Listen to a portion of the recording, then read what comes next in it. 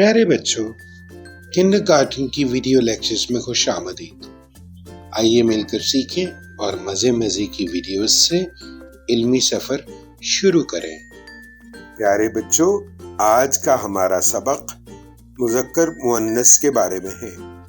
وہ لفظ جس سے معلوم ہو کہ وہ نر ہے اسے مذکر کہتے ہیں۔ وہ لفظ جس سے معلوم ہو کہ وہ مادہ ہے اسے مؤنث کہتے ہیں۔ احمد کے دادا اور دادی ان کے ساتھ رہتے تھے۔ احمد کی چھوٹی بہن ان سے بہت پیار کرتی تھی۔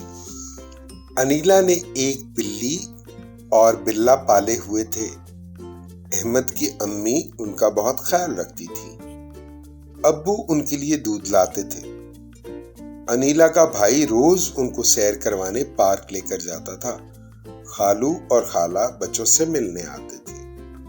اب ہم کچھ مذکر مؤنث پڑھتے ہیں۔ دادا دادی، ابو امی، بھائی بہن، خالو خالہ، بلا بلی۔ کل کے سبق میں دوبارہ ملاقات ہوگی۔